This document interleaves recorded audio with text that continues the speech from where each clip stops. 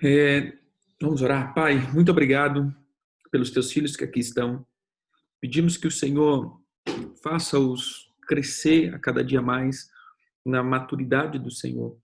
Que o Senhor possa estabelecer o teu reino e a tua justiça e que o Senhor possa, a cada dia, Senhor, trazer esse nível de entendimento e glória para que os teus filhos possam fluir daquilo que chamamos do que é orgânico, daquilo que é natural, daquilo que é simplesmente, meu Pai, a manifestação do teu reino, em nome de Jesus. Amém.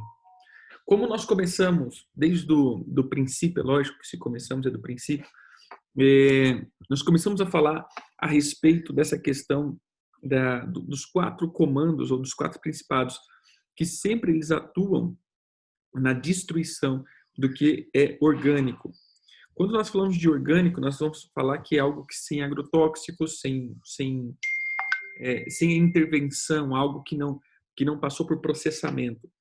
E quando falamos de uma igreja orgânica, nós estamos falando exatamente isso, algo que não passou por um processamento, mas é aquilo que nós cultivamos.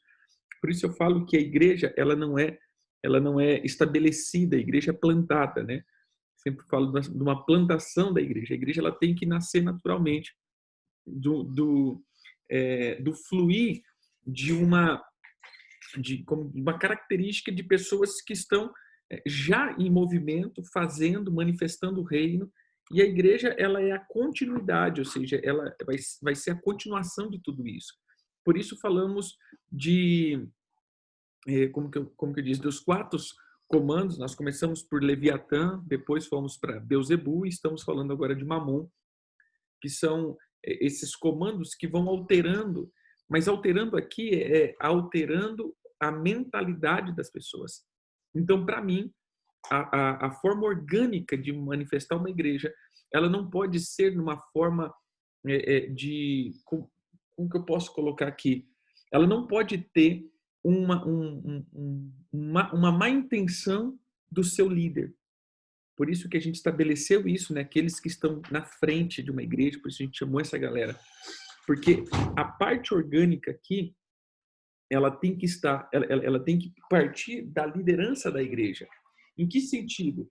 O líder, ele precisa entender que ele não pode ter nenhuma aliança, nenhum tipo de aliança com esses quatro príncipes.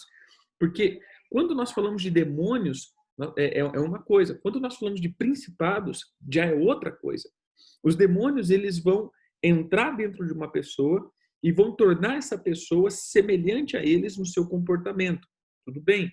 Quando nós, então, ministramos, os demônios vão ter que sair. Porém, os principados, eles não estão dentro. Então, uma pessoa, vamos dizer assim, principalizada, é muito pior do que uma pessoa endemoniada. Porque o demônio, você dá um comando, ele vai ter que sair. Porém, a pessoa que está dentro desse comando de principalização, ela vai estar com a mentalidade dos demônios, vai estar com a estrutura, vai estar com a dinâmica desses demônios, vão estar com essa característica mental, com as informações, com a cultura dos demônios. E aí é o problema. Então, uma igreja que está aliançada com esses principados, ele está com a estrutura comprometida. E aí tudo que ele vai fazer vai, então, ativar a alma da igreja. Se vocês têm nos acompanhado, vocês vão ver o seguinte, que o espírito mais o corpo faz ou torna uma alma. Então, a alma das pessoas dentro de uma instituição pode fazer com que essa instituição também torne a ter uma alma. E quando essa instituição passa a ter uma alma, é o que nós chamamos de egrégoras. O que são as egrégoras? É a alma da instituição. Como assim? Se eu começo, lembra que toda alma ela tem uma potência, toda alma é uma energia. Nós temos falado isso, a alma emite essa energia. Então, quando eu começo a colocar a energia da minha alma para dentro desse prédio, ou instituição, ou nome, esse nome ou essa instituição, ela passa a se tornar uma pessoa. E as pessoas passam agora a servir a instituição de uma forma até mesmo violenta. Vai tirar? Essa pessoa passa a servir essa instituição de uma forma até mesmo matando. Quantas vezes, vamos tirar aqui agora a questão igreja, vamos colocar as instituições, vamos lá. Quando nós colocamos time de futebol, é uma egrégora, ou seja, as pessoas são fanáticos, ou seja, elas emitem essa emoção para aquela instituição e aquela instituição, então, se tornou uma pessoa. Então, as pessoas brigam, as pessoas lutam, as pessoas choram, as pessoas riem, as pessoas matam por causa do time. E realmente as egrégoras, ela precisa de sangue, porque o sangue sempre vai ser o ativador. Eu estou dando aqui uma aula até mesmo de batalha espiritual. O que nós temos visto aqui? Muitas igrejas se tornaram egrégoras.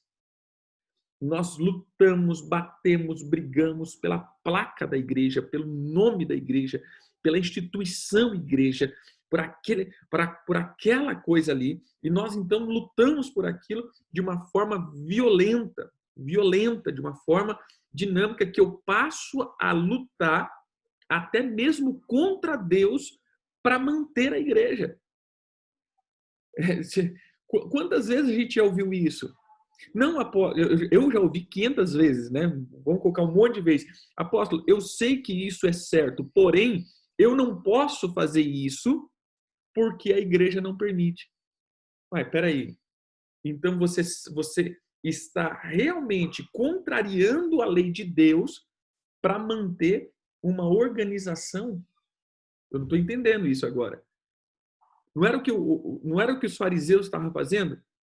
E Jesus falava, peraí, vocês transgridem a lei de Deus para manter a tradição de vocês? Essa é uma questão que geralmente é instituída. As pessoas passam agora a lutarem por essa instituição. Deixa eu te falar uma coisa, querido, não é que a gente não tem que amar a igreja local. Nós temos que amar porque é uma família. Mas a igreja local, aquele nome, ele não é a minha identidade. Aquela é minha família ministerial, ali onde eu congrego, ali onde eu aprendo, ali onde eu faço tudo. Porém, eu tenho que servir Cristo. Eu tenho que estar em Cristo. Ali é a minha família. Quando a gente fala isso para as pessoas que têm uma má interpretação, pensa até que a gente está indo contra a igreja local. Não, pelo contrário. Nós estamos aqui para estabelecer a igreja local. Mas a igreja local, ela não pode ter nenhuma aliança com esse tipo de principado. Porque senão nós vamos fluir para as questões que nós chamamos de egrégoras ou as instituições faraônicas, onde um líder ele é extremamente obsessivo nas suas intenções, ele está ali querendo saciar a sua alma, e aí, em vez de ele fazer filhos para o reino, ele começa a fazer escravos ministeriais. Ele não faz filhos para Deus, ele faz escravos para a instituição. E esse é o problema. Aí paramos de ser orgânico. Eu sempre vou dar uma introdução para que você entenda. Porque as pessoas, quando falam assim, apóstolo, ensina sobre a igreja orgânica. Aí eles pensam que é um método.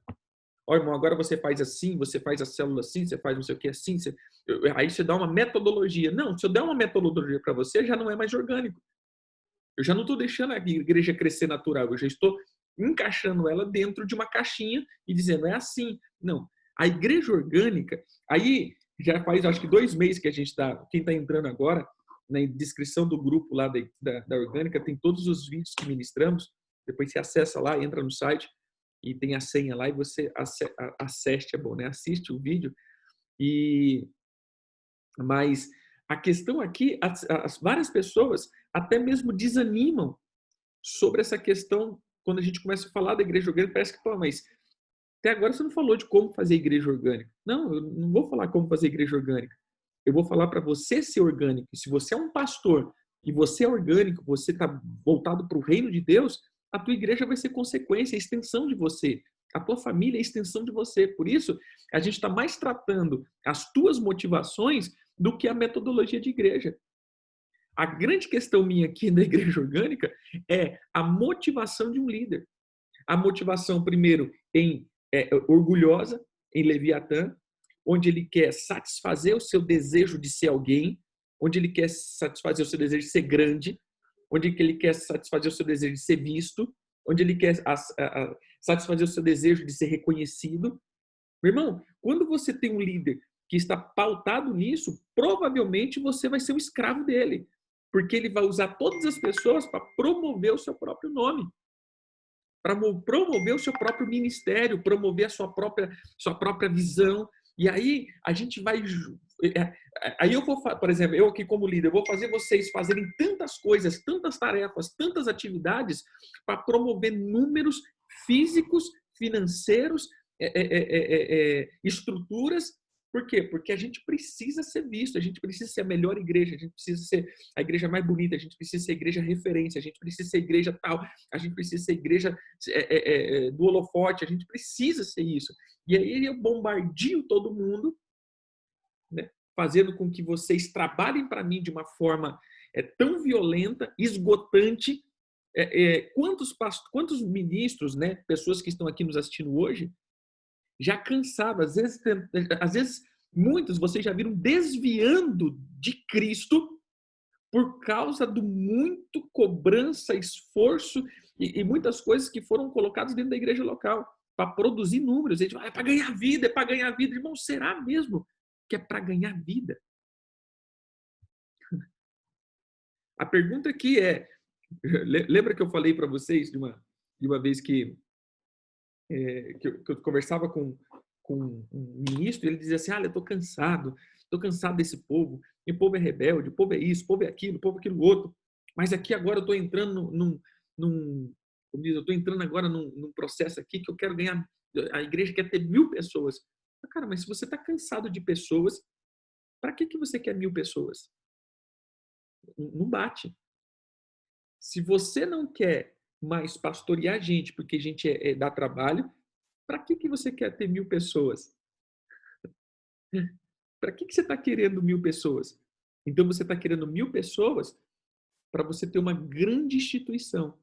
Você não quer cuidar dessas pessoas. Se a gente for parar para pensar mesmo, irmãos, 50, 60, uma igreja de 60 pessoas já é uma igreja que é difícil de cuidar.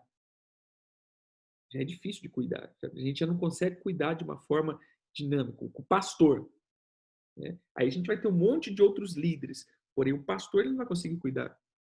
Então o processo da igreja orgânica é isso. É a gente ter uma casa familiar.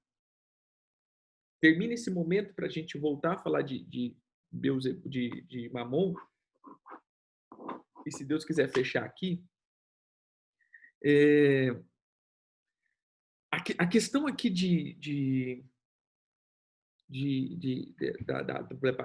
perdi aqui a linha de pensamento. A questão dessa organização, dessa casa pastoral, dessa casa familiar, a nossa questão aqui é quebrar uma mentalidade de que a minha casa é a extensão da igreja. Você entendeu? Eu quero quebrar isso. A minha ideia aqui é quebrar. A minha casa não é a extensão da igreja e nunca será a extensão da igreja. Pelo contrário, a igreja será a extensão da minha casa e não a minha casa extensão da igreja. Porque aqui está o problema. Quando a minha casa é a extensão da igreja, eu estou institucionalizando a minha casa. Porém, quando a minha igreja é a extensão da minha casa, eu estou agora familiarizando a igreja. Esse é o processo. Eu preciso tornar a igreja familiar e não tornar a minha casa institucional. Por isso, o maior foco da igreja orgânica é você e tua casa. Como está a tua casa? Esse é o foco da igreja orgânica. A tua casa tem que ser o centro de adoração. A tua casa tem que ser o lugar que você ouve Deus. A tua casa tem que ser o lugar onde você medita. A tua casa tem que ser o lugar onde a vida de Deus acontece. A tua casa tem que ser o momento onde as coisas fluem. Se Deus não flui na tua casa, provavelmente vai ser uma mentira o que acontece na igreja.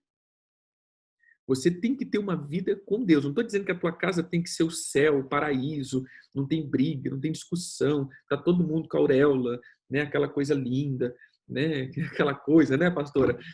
Que não tem uns rabos de arraia, umas voadeiras, né? Vai ter, querido, vai ter.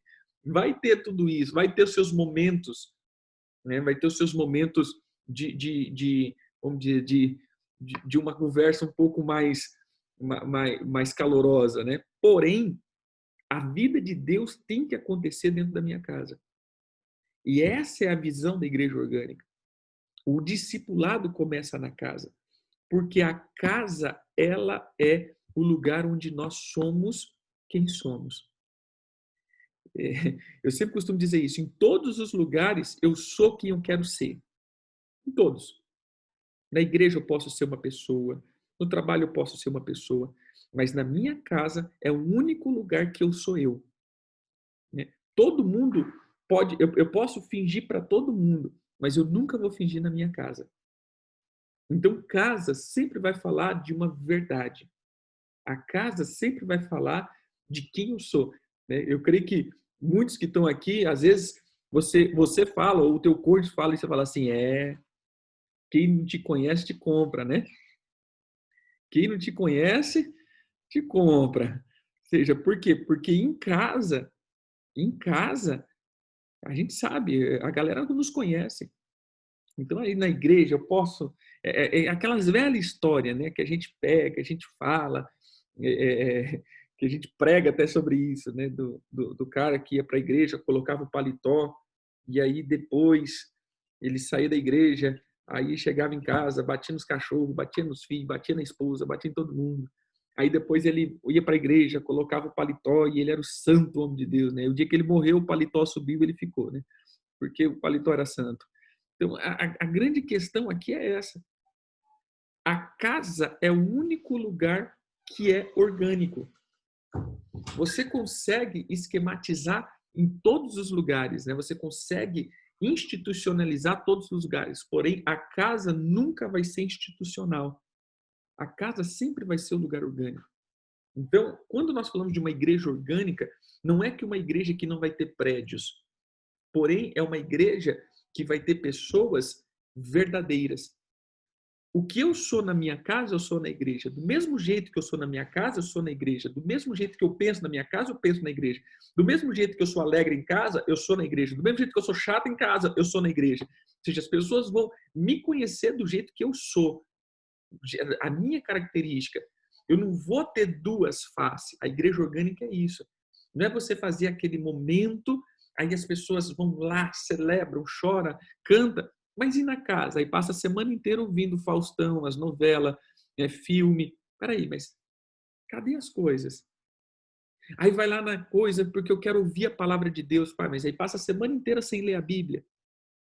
Então, a minha casa é o que eu sempre costumo dizer. O que você assiste na tua casa, o que você fala na tua casa, o que você é na tua casa, você tem coragem de fazer isso no altar da igreja? Essa é a pergunta. Tudo que você vê na tua casa, tudo que você faz na tua casa, tudo que você, como se você se comporta na tua casa, você tem coragem de fazer isso no altar da igreja? Você tem coragem de fazer isso no meio de uma celebração? Você tem coragem? Então, se a resposta é não, significa que você é duas pessoas. Significa que você precisa ser orgânico. Significa que você precisa voltar a entender que a tua casa precisa ser o primeiro altar da tua vida. Então, a minha casa é a extensão. A igreja orgânica é isso. Então, quando eu tenho um líder, quando o meu líder, ele é natural, ele é orgânico, ou seja, ele é vivo, ele é cristão mesmo, ele teme ao Senhor, e não importa, e aí vem a grande pergunta, né? Como a gente hoje já vê, querido, se a partir de hoje não pudesse mais congregar de hipótese nenhuma, como estaria a fé? Agora aqui nós temos pastores. Eu vou dizer assim, o teu rebanho, se não pudesse mais durante um ano inteiro congregar, não pudesse mais ter live, não pudesse mais ter contato nenhum com um pastor, como estaria o teu rebanho durante esse um ano? Será que você ensinou eles a ouvirem a Cristo? Será que você ensinou eles a se aprofundarem em Jesus? Ou você ensinou essa galera a simplesmente manter as reuniões do prédio? Ou você ensinou essas pessoas simplesmente trabalharem dentro da igreja? Nós precisamos que você trabalhe, nós precisamos que você venha aqui. Tá, tudo bem, isso é legal. Porém, será que nós não estamos entretendo as pessoas dentro do prédio da igreja? Ontem conversava com um apóstolo e algo me assustou. Ele falou, olha, a igreja lá, não sei o quê, ela tinha 18 mil pessoas. Agora tem poucas pessoas depois dessa pandemia. Gente, para 18, para pouca, 18 mil pessoas, para ter poucas pessoas, gente, o que estava sendo feito ali? Entretenimento. Então nós estamos entretendo as pessoas para manter o sistema. É o que eu sempre costumo dizer. O culto de domingo se tornou uma pessoa, porque nós ensaiamos para o culto de domingo, nós nos preparamos para o culto de domingo, nós fazemos tudo para o culto de domingo. Então o culto de domingo virou uma pessoa. E não mais estamos fazendo porque é natural. Ou seja, o que eu prego para você, o que eu falo para você, na verdade, é o que o Senhor tem falado durante o dia comigo. É simples, durante a semana. Às vezes as pessoas falam assim, apóstolo, passa o esboço. Esboço do quê? Da mensagem? Não tem esboço de mensagem, querido. Não tem esboço de mensagem, eu não tenho mensagem. Eu não tenho sermão. Eu tenho princípios. Então, vamos ensinar sobre os princípios. Então, eu chego aqui, né, todo dia parece... todo dia eu chego aqui, eu não tenho nada preparado. Eu sei que eu vou falar agora da igreja orgânica. Então, eu estou passando para vocês os princípios, porque isso está dentro de mim. Isso não é um estudo. Ele não é uma cartilha que a gente vai seguindo. Não, eu estou derramando aqui um espírito. Querido, nós precisamos voltar a ter Cristo como centro. E não entretenimento mais como o centro do nosso evangelho. Porque o dia que nós não pudermos mais estar congregando, e a gente já está vivendo isso, nós estamos vendo que as pessoas estão esfriando. Então, vocês como líder, querido, em nome de Jesus, tire todas essas contaminações. Precisamos estar juntos, sim. Precisamos congregar, sim. Precisamos ter igreja local, sim. Precisamos ter as celebrações, sim. Porém, precisamos estar dentro das nossas casas também com o mesmo fervor em Deus, lendo a Bíblia, falando, pregando, cantando e ouvindo Deus, como como a igreja, como a gente faz na igreja. Nós precisamos. Nós precisamos fazer tudo isso. Amém? Então aqui é sairmos dessa dinâmica e tirar o nosso povo dessa dinâmica. Porque a gente ensinou o nosso povo a vir para a igreja ouvir Deus. Isso é ridículo. Nós ensinamos o nosso povo a vir para a igreja para ouvir Deus. Mas como assim eu vou para a igreja ouvir Deus? O Senhor nunca falou isso. O Senhor nunca diz assim, o dia que você quiser pedir alguma coisa e me ouvir, vá para a igreja. Não, ele diz, vá para o teu quarto. Que teu pai que fala em secreto, ele vai te ouvir. O dia que você quer pedir alguma coisa para ele, não é vai para a igreja, vai para o teu quarto. Então, o que nós estamos alimentando? Um exército de escravo pidoncho. Que aí junta aquele monte de gente na igreja, com cara de miserável, com cara de escravo, esperando ver se cai alguma migalha da mesa, se Deus usa pela misericórdia um homem de Deus para poder liberar uma palavra, para poder fazer alguma coisa. Então a gente vai para a igreja como um bando de escravo pidoncho. E não vamos mais como reis e sacerdotes. A reunião tem que ser reunião de reis e sacerdote. Ou seja, imagine aqui agora essa reunião entre nós aqui. Todo mundo aqui ouvindo Deus. Todo mundo aqui tem uma palavra de Deus. Todo mundo aqui está conectado em Deus. Quando chegar lá, querido, eu não vou estar falando para vocês de autoajuda. Eu não vou estar dizendo, irmãos, vocês têm que ter bom ânimo. Irmãos, vocês têm que manter a fé. Irmãos, não, não. Nós vamos chegar lá, querido. Olha, o diabo está fazendo isso, isso, isso. Em nome de Jesus, nós vamos destronar essa porcaria do diabo. Nós temos agora pessoas maduras que vão estar decretando, vão estar estabelecendo, vão estar avançando, vão estar fazendo guerra de uma forma madura. Porém, o grande problema é que a gente tem um monte de crianças dentro da igreja, mendigas espirituais, que estão esperando uma oportunidade das águas se moverem, para ver se eles são curados, para ver se eles são libertos, para ver se eles são transformados. Não, querido, isso não acontece na igreja. Pode até acontecer no meio de um mover profético, a glória de Deus descer, nos transformar. Pode, querido. Porém, a ênfase da igreja, ela tem que acontecer naturalmente. Isso tem que acontecer na minha vida. Isso tem que ser algo profundo na minha vida. Jogando como uma parte natural da família, você cuidar de uma criança é natural. Ele não consegue andar, ele não consegue comer, ele não consegue. Porém, se depois de 10 anos, vou colocar aqui numa idade de criança, 15 anos, você precisar ainda dar comida na boca, você precisar trocar fralda, significa que essa pessoa tem uma anomalia, uma deficiência. Como cristão é a mesma coisa.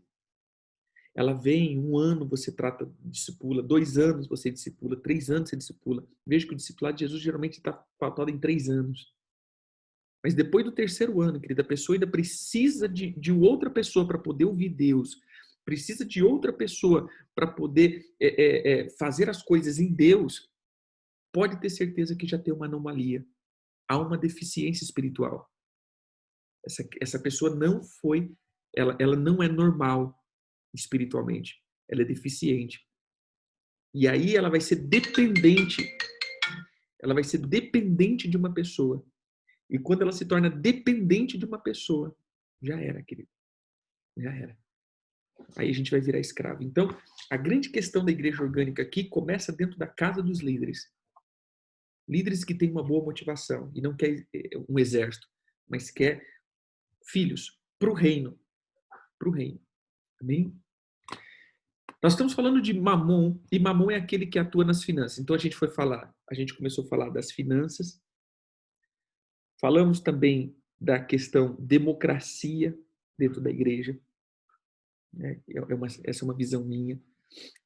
A igreja de Laodiceia é a igreja democrática, é a igreja do direito dos povos, onde os povos governam, não tem mais uma casa de paternidade. Veja que eu sempre estou referindo ao macro, que é a igreja, pautado em cima do micro. O micro aqui é a família. Então a igreja é um composto de famílias. Então eu começo com o micro para que o macro seja bom. Ou seja, o meu corpo vai ser bom quando as minhas células forem boas.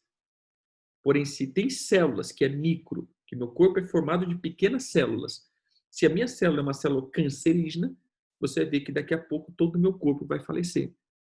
Então, assim, as células é a base central. O micro tem que estar saudável, o macro está saudável. Então, se a minha família está saudável, automaticamente a igreja vai estar saudável. A minha casa, tudo começa na minha casa. Então, quando nós falamos de uma igreja, não existe democracia dentro de uma casa. Eu não sei se a tua casa é assim, né? Vamos lá, irmãos, família, reúne a família, né? Pai, a mãe, os filhos ali, e chega assim, a gente está pensando em pintar a casa de azul. Vamos lá, vamos fazer a maioria de voto, a urna vai estar aqui, aí a gente vê aqui, né? Quem decide aqui que vai ser azul, amarelo, cor de rosa, você coloca a cor que você quer, e se a maioria dos votos aqui ganhar, vai ser a cor. Ninguém, querido, faz assim dentro de casa. De casa tem um pai que diz, olha, acho que é legal pintar aqui.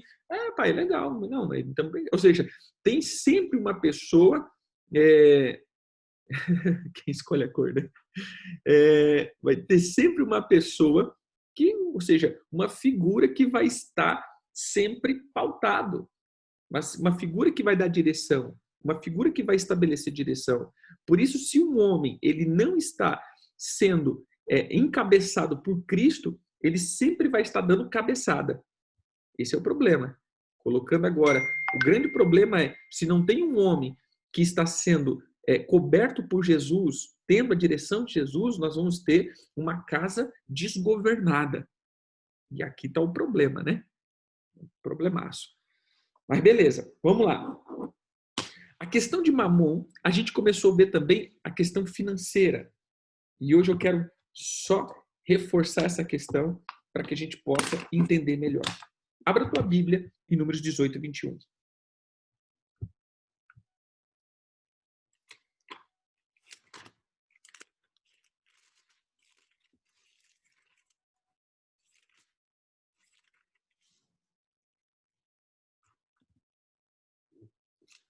Em Números 18, o Senhor, então, ele está dando uma palavra. E ele está falando a respeito das finanças.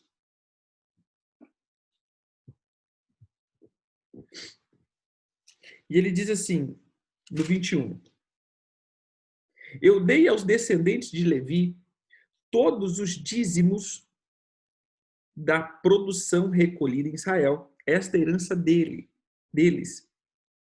O pagamento pelo serviço realizado na tenda de Israel, do encontro.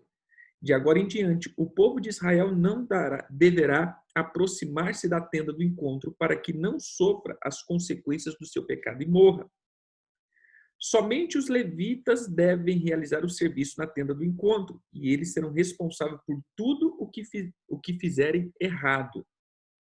Este deve ser um regulamento permanente por todas as gerações. Eles não terão herança em meio ao povo de Israel, pois eu dei como herança aos levitas a 10ª parte da produção que o povo de Israel separar como oferta para Adonai. Este é o motivo de eu ter dito que não devem ter herança em meio ao povo de Israel. Adonai disse a Moisés, fale aos levitas, quando vocês receberem a 10ª parte da produção que dei a vocês como herança do povo de Israel, separem dela uma oferta para Adonai, o 10º da 10ª parte, que é o que nós chamamos de dízimo dos dízimos. A oferta separada por vocês será considerada como se fossem grãos de eira e suco de uva do tanque de vinho. Desse modo, vocês separarão uma oferta para Adonai de todas as 10ª partes que recebem do povo de Israel, e dessa 10ª parte devem dar a Arão, o sacerdote, a oferta posta de lado para Adonai. De tudo que lhe for dado, ponha de lado tudo que é devido a Adonai. A melhor parte, a porção sagrada. Então veja aqui, irmãos, que interessante. Todas as vezes que Deus fala de dízimo, ele está sempre referindo a uma pessoa e não a uma instituição. O dízimo, como vencer Mamon aqui? A questão de Mamon é o acúmulo, o servir, a ganância do dinheiro. Então o Senhor, ele começa a nos fazer entender que quando eu honro pessoas, quando eu separo o que é sagrado, quando eu separo o que é santo, para entregar a pessoas que estão no ofício sacerdotal, eu vou quebrar toda a sentença toda a sentença de Mamon sobre a minha vida. Porque Mamon, ele até mesmo permite que sejamos escravos de coisas. Porém, quando nós começamos a entender sobre pessoas, geralmente vai travar. Por que o Senhor diz isso? Eu comentava até a aula passada. No primeiro momento, nós vamos ver que o Senhor, ele dá um jeito em Coré, ou Corá, uma rebelião, que eles se levantaram contra Arão e Moisés. Quer dizer, contra Moisés, principalmente. Depois nós vamos ver a rebelião dos sacerdotes, que se levantam contra Arão. E aí, então, no capítulo 18, ou seja, no 16, Coré. No 17, a vara de Arão floresce, porque ali tinha uma discussão. E no 18, o Senhor fala do dízimo. Porque quando nós falamos do dízimo, nós vamos entender que o dízimo, ele nunca foi para uma instituição. Veja, o dízimo era dos levitas, e os levitas passariam agora a pegar 10% disso e passar pro Arão, que é o sacerdote. Então, veja, é que de pessoa para pessoa, a gente vai ver, é complicado, né? A gente vai ver que os dízimos, ele é a parte do sacerdote. Mas a parte do sacerdote, querido, a gente tem que entender aqui que essa parte sacerdotal não é simplesmente só do sacerdote, é uma questão que esse altar que eu coloco as minhas finanças do que é sagrado, porque o dízimo é a parte sagrada, é uma parte dada para Deus. Porém, Deus tinha que recompensar os levitas, que os levitas agora são um povo exclusivo dele, que ministram para ele. Então, eles vão recompensar. Então, essa recompensa vem dos dízimos. Ele fala, olha, você tem que me pagar e eu tenho que pagar o fulano, então já entrega direto para o fulano. Essa é a minha recompensa para eles. Tudo bem. Como nós entendemos isso e vemos, então, que não cremos em democracia dentro da igreja, então a gente vai ver que se um pastor, ele trabalha nessa questão,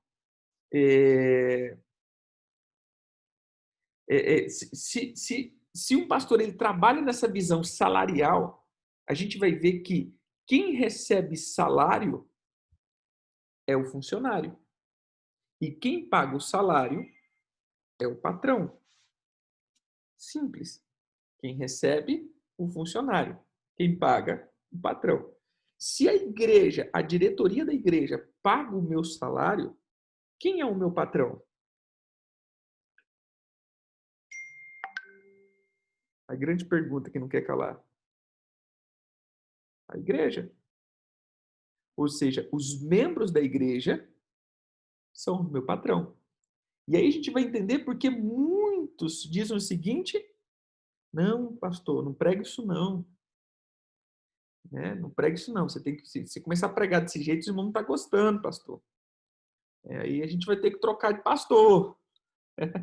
E aí é onde eu atendo diversos pastores, né? Não, apóstolo, eu sei que essa visão é a visão de Deus. Porém, se eu fizer isso na igreja, eu vou ser mandado embora. Falar, entendi, você é funcionário da igreja, né? Então é problema sério. Se você é um funcionário da igreja, aí não faça isso não, porque você vai estar ferindo a instituição. Porém, se você é servo do Senhor, é complicado. É o Senhor que te recompensa. Eu lembro a primeira vez que eu fiz isso, a apóstola que me ensinou, né, ela falou, olha, é assim que funciona, tal, tal, tal, minha cobertura, é assim que funciona, assim que não sei o quê. Eu falei, mas é assim mesmo? E ela me postou os textos. E eu lembro que foi tão interessante que ela diz assim, eu até hoje não tive coragem de fazer isso na igreja, mas é o certo a ser feito. Eu falei, ah, é? Então tá bom. Então a partir de hoje vai ser assim. E pronto, acabou. Se é bíblico, meu irmão, não é nem porque eu vou ganhar dinheiro, porque na época eu até trabalhava. Eu tinha um bom salário na época quando eu comecei a fazer isso, assim, eu tinha um bom salário. Então a questão não era dinheiro, a questão assim, é Deus. E Deus mandou fazer isso, então é assim que eu vou fazer. Assim que nós vamos fazer. Porque desse modo haverá bênção. De um outro modo não haverá bênção. Quantas pessoas me procuram dizendo isso, apóstolo? Eu sou dizimista fiel e eu não saio do lugar, apóstolo. Eu dou o meu dízimo, mas o negócio está sempre enrolado na minha vida. Eu falo, irmão, mas espera aí, você é dizimista fiel? Sim. Mas como que você dizima? Ah, eu vou lá né, para a instituição. E o que é feito com esse dízimo? Ah, é construído prédio, pago aluguel. Então, meu irmão, a bênção do prédio vai para a tua igreja, ou vai para a tua vida. Ou seja, aonde você coloca o teu dízimo é a bênção que você recebe. Por isso, eles tinham que entregar para os levitas e os levitas entregar para Arão. Ou seja, é uma pessoa abençoando outras pessoas.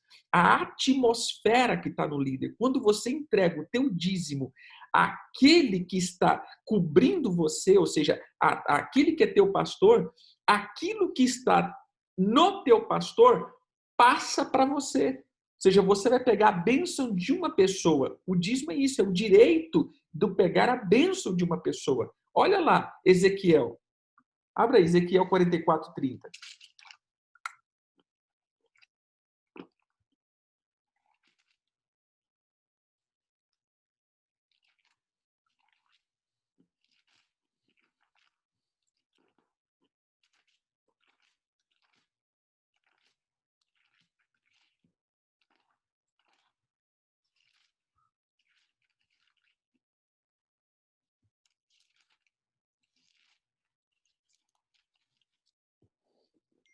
Ezequiel 44:30. A primeira de todas as primícias, de todas as coisas, de todas as contribuições voluntárias, de todas as coisas, de todas as ofertas, serão para os sacerdotes. Vocês também darão ao sacerdote as primeiras da massa, para que a bênção repouse sobre a tua casa. Essa é uma bênção familiar. Outra coisa aqui. Veja aqui. Deixa eu pegar aqui a Bíblia.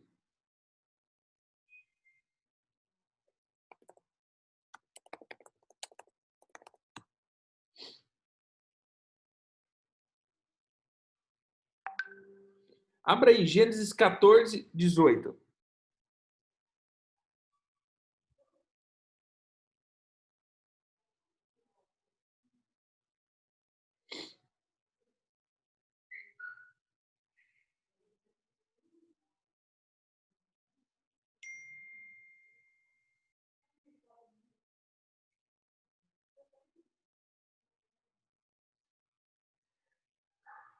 Gênesis 14:18 diz assim: Melquisedeque, rei de Salém, trouxe pão e vinho e era sacerdote do Deus Altíssimo. Abençoou ele Abraão e disse: Bendito seja Abraão pelo Deus Altíssimo que possui os céus e a terra, e bendito seja o Deus Altíssimo que entregou os teus adversários na mão de Abraão. E de tudo deu Abraão o dízimo. Então presta atenção. Ele entrega o dízimo e recebe a bênção. Nós vamos ver sempre isso. A quem ou altar que eu entrego o meu dízimo, que é a porção sagrada, é aonde libera a minha bênção. Então, a grande questão aqui, e aqui eu estou falando com líderes, é que todas as vezes, querido, que você faz com que o povo se desgaste para manter prédios, instituições e aquela coisa toda, você está gerando uma egrégora muitas vezes. 2, o rendimento dessas pessoas não vão fluir. Por quê? Porque aonde eu coloco a minha oferta, a minha semente, é o lugar onde vai liberar a minha bênção. 3, você precisa fluir em uma atmosfera de bênção. Aqui agora é a responsabilidade. Quando a gente lê em Números 18, é muito interessante isso, que ele fala isso. Quer ver? Números 18, pega lá. Só um momento, queridos.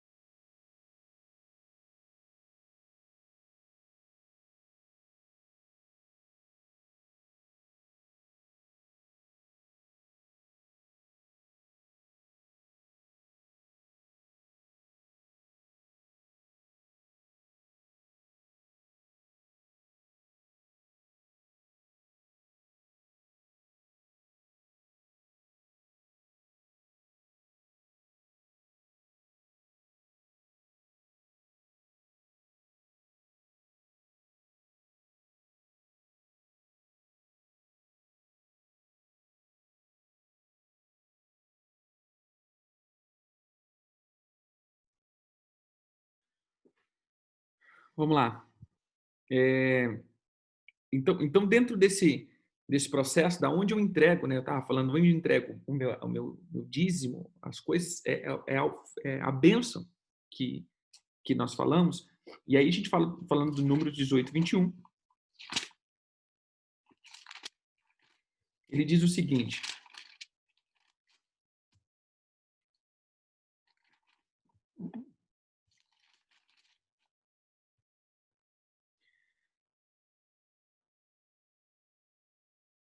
olha o que ele diz no versículo 23. Somente os levitas devem realizar o serviço na tenda do encontro, e eles serão responsáveis por tudo que fizerem de errado.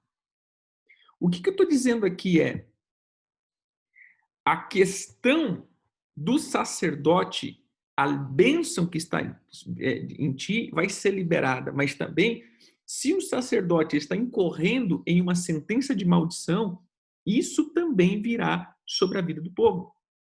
Então, querido, a quem está cobrindo, assim dizendo, sendo o teu pai ou a tua paternidade em si, o que está nele é o que vai passar para você, não o que está na igreja. O que você tem que entender é que o reino de Deus funciona de pessoa para pessoa e não de instituição a instituição. Se a gente for parar para ver, quantos relatórios de ofertas foram colocados na Bíblia? Muitos. E entrou não sei quantos de ouro, não sei quantos de prata, não sei quantos boi, não sei quantos isso, não sei quantos aquilo, não sei quantos. Quantos relatórios de dízimo foi passado na igreja? Nenhum. Porque o dízimo é do sacerdote e dos levitas. O que eu tenho que entender, irmãos, que nós temos que entender é que esse modelo orgânico, ele sempre vai trabalhar de uma forma natural. Então, um pastor, ele não tem salário. Ao meu ponto de vista, um pastor não pode ter salário. Porque eu estou compartilhando aqui a minha tela. Olha que interessante. Eu sempre gosto de ver a origem das palavras. Olha aqui, a palavra salário. A palavra salário, ela aparece com Labão mudando, né, o salário de Jacó. A palavra salário, ela vem de uma origem que significa uma prótese. Ou seja, o que é uma prótese? É algo que é artificial dentro de mim. Então, Deus nunca quis dar salário para o povo. O Senhor quer dar prosperidade. Tudo que é abundante, ele não tem um limite. E quando nós começamos a falar para um pastor, o pastor ele não recebe um salário, ele recebe do que ele produz. Eu costumo dizer isso para a igreja, eu falo, irmãos, se eu tenho uma casa, se eu tenho um carro, se eu tenho isso, na verdade, eu estou comendo e eu estou vivendo da prosperidade de vocês. Se o povo da minha igreja aqui, colocando da minha congregação, né, assim dizendo que eu pastoreio, se o povo aqui fosse miserável, um povo carente, que fosse um povo que estava em dificuldade e pobreza, e eu tivesse andando de carrão, que eu só pastoreava aqui, estava de carrão, de tudo, realmente eu era uma pessoa que estava extorquindo o povo.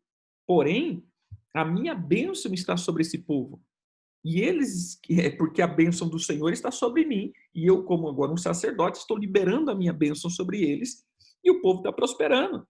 Então, quem chegou sem nada, hoje tem carro, tem casa, tem um monte de coisa. Então, peraí, se eles estão prosperando, a minha prosperidade é consequência da prosperidade do rebanho.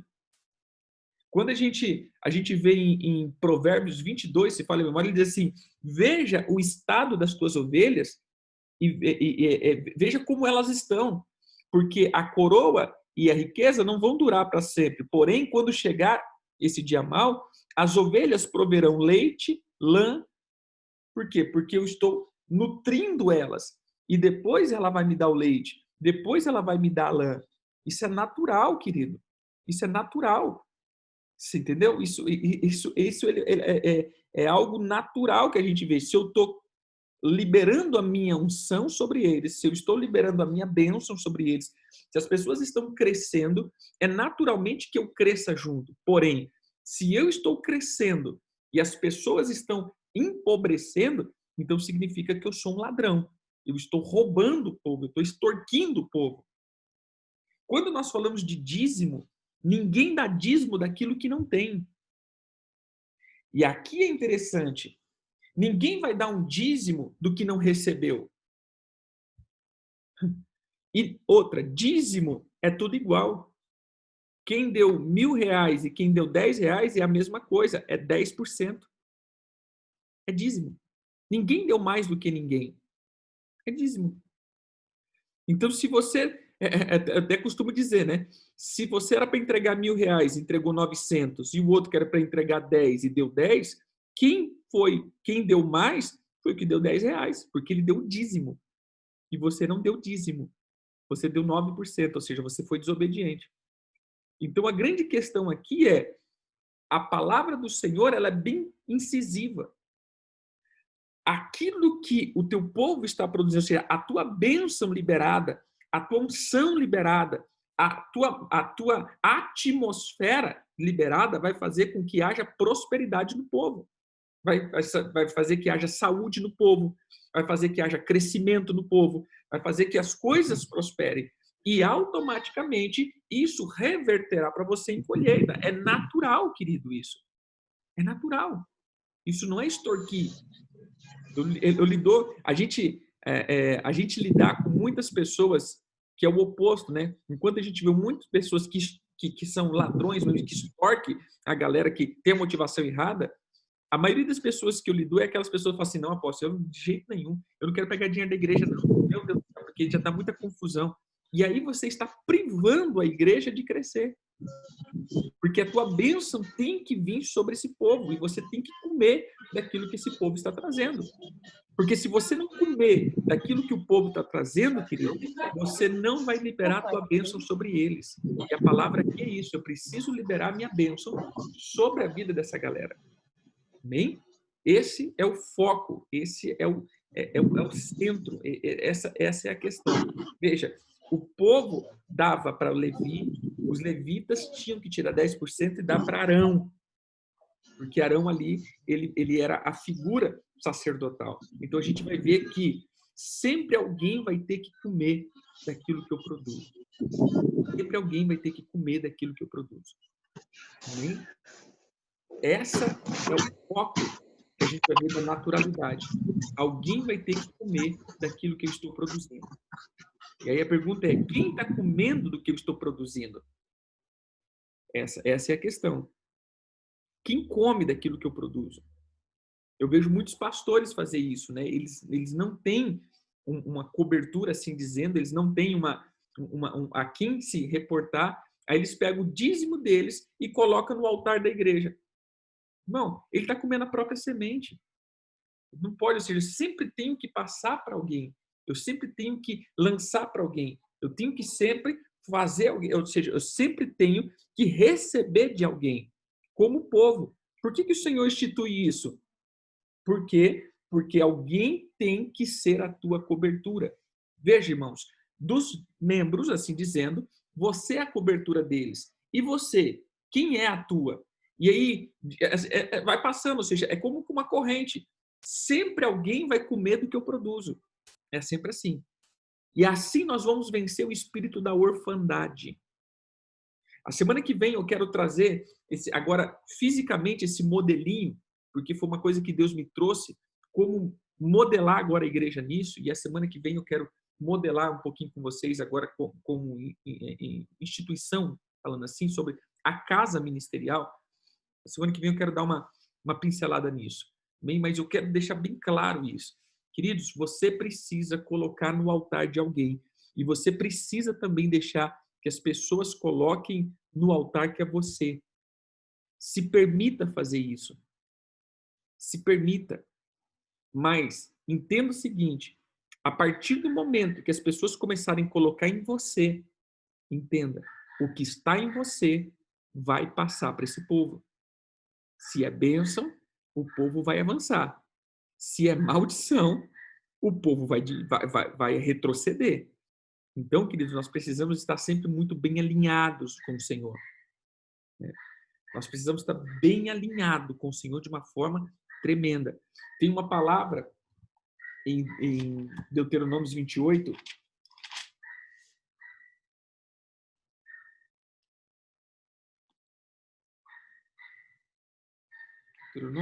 que é Deuteronômio, que ele diz o seguinte: faça roupas, não sei se é, acho que é o Êxodo 28, perdão. Faça roupas para Arão.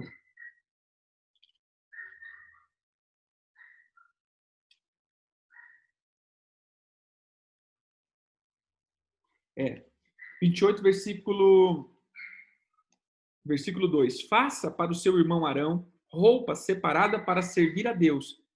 Olha o que ele diz. Que expressem dignidade e esplendor. Eu não estou dizendo que o sacerdote ele tem que andar de Rolls Royce, carrão importado, não. Eu estou dizendo isso aqui da questão espiritual de um sacerdote. O sacerdote ele tem que liberar dignidade e esplendor. Isso aqui é interior, não é exterior. O sacerdote ele precisa liberar. Ele precisa ter o que liberar. Porque é o que eu tenho, eu dou. Eu nunca vou dar o que eu não tenho. Então hoje, a aula passada eu falei do você receber. Mas agora eu estou falando do você dar. Porque é fácil, às vezes, receber o dízimo do povo. Mas agora, querido, preste atenção. Você tem a responsabilidade agora de transferir o que está em você. Abraão deu o dízimo a Melquisedeque, porém, Melquisedeque abençoou Abraão. E depois da bênção de Melquisedeque, se você ver a sequência do texto, Deus fala da herança de Abraão, do filho de Abraão. Então, depois da bênção de Melquisedeque, Deus fala, então, das promessas a Abraão. E isso é interessante para a gente notar. Então, entenda isso. O povo vai ter que fazer você comer daquilo que eles colhem, daquilo que eles produzem. Porém, você vai precisar liberar uma atmosfera sobre eles. Então, entre diante do Senhor, alinhe a tua vida. A partir daqui umas duas aulas, daqui umas 2 terça-feiras, na próxima, umas 2, 3 terça-feiras para frente, nós vamos trabalhar sobre uma quebra de maldição financeira, que é importante a gente fluir nisso, né, lá na aula, lá na escola, porque nós precisamos estar com essa atmosfera totalmente liberada. Porque se eu estou num ciclo de maldição nessa área, irmãos, provavelmente aqueles que estão fluindo na cobertura também estarão nesse ciclo. É inevitável. Se você está bem como sacerdote, o povo vai estar bem. Se você está mal, se você está sendo perseguido, querido, você vai liberar perseguição sobre o povo. Veja que quando o sacerdote, o cabeça, isso é interessante, quando Corá morreu, foi tragado pela terra, ele não foi sozinho, não. Foi ele, foi a casa dele, foi os filhos dele, foi os animais dele, até os bichinhos, meu irmão, morreu. Não tinha nada a ver. Morreu tudo. Então, é a mesma coisa com a tua vida. Se aquilo que está em ti é bênção, todos os teus filhos serão abençoados. Se aquilo que está em ti é perseguição e maldição, todos os teus filhos vão ser amaldiçoados. O Senhor fala isso de Jezabel, lembra? Que ia colocar Jezabel de cama e matar todos os filhos. Então, sempre a nossa prole vai receber do que eu tenho. Então, a questão aqui não é só receber, querido. Depois que você recebeu, o que está em você, você libera. E aí que é a chapa quente. Hein? Aí que é a chapa quente. Então, vocês precisam, entregar para alguém. 2, mas também precisa aprender a entregar. Shalom, meu querido.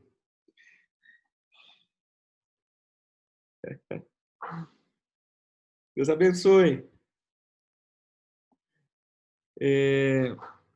A gente vai ter que aprender a receber. Você, como pastor, vai aprender a receber. Porém, você tem que aprender a liberar. Lembra que Pedro diz, o que eu tenho, eu te dou. Então, essa é a questão. Porque quando nós falamos de finanças na igreja, nós falamos só do receber. Né? Irmão, vocês têm que dar. Tudo bem, queridos, eles vão dar o que você está liberando.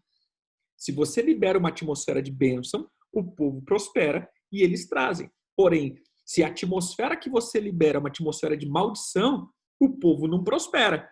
E aí eles vão dar o quê? Aí você vai estar extorquindo, aí você não vai estar tirando lance, você vai estar tirando couro, meu irmão. Aí entra aquilo que eu acho terrível dentro de ministros. Preste atenção nisso. E eu quero terminar aqui. Quando nós focamos em estruturas, olha o que está acontecendo. Eu já vi essa história 500 vezes. Né? A gente tem, por exemplo, 2.000 pessoas.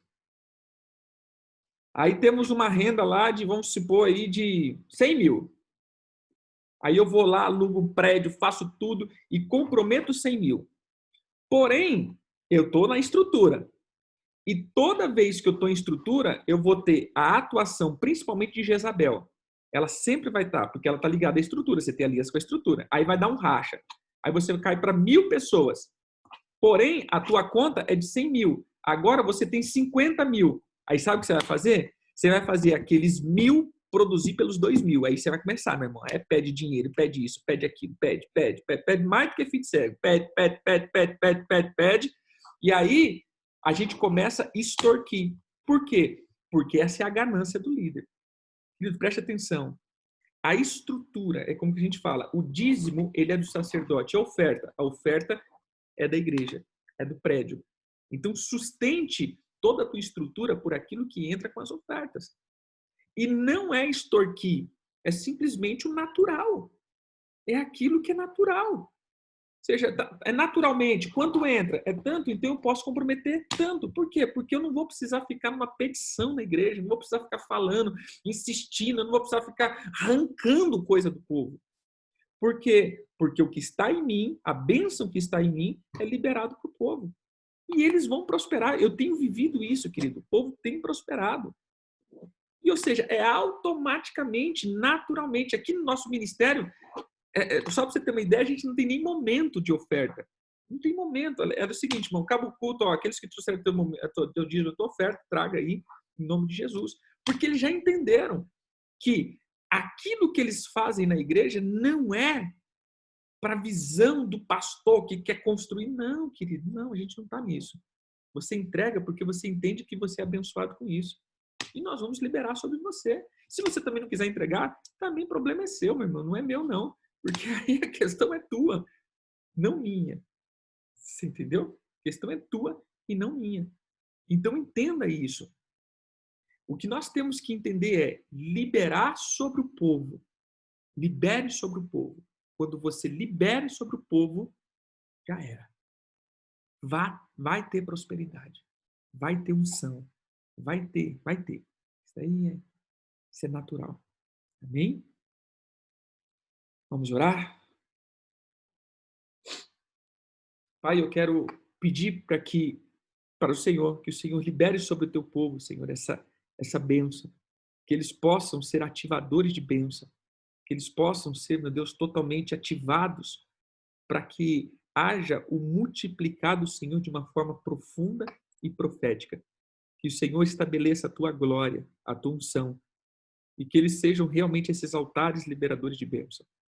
Nós quebramos as maldições e declaramos bênçãos poderosas sobre a vida dos teus filhos, em nome de Jesus. Amém. Amém. Deus abençoe, queridos. Até a próxima. Fiquem com Deus. E vamos que vamos. Shalom, shalom, pastor Alice, pastor Antônia, queridão aí, José Fernandes no trabalho, soltando a caneta aí. Deus abençoe. Claudineia, pastora Adriana, pastor Justino e pastora Neide, Lara, pastora Melissa, pastor André, a Carmen, né? Pastora Gisele, pastora Luana. Esse iPhone deve ser a pastora Andréia, não sei, é a pastora Marlene. Deus abençoe. Eu não sei, o pastor Luciano, não sei, que eles aparecem como iPhone aqui, né? Deus abençoe vocês ricamente, poderosamente, e que haja multiplicação aí, em nome de Jesus.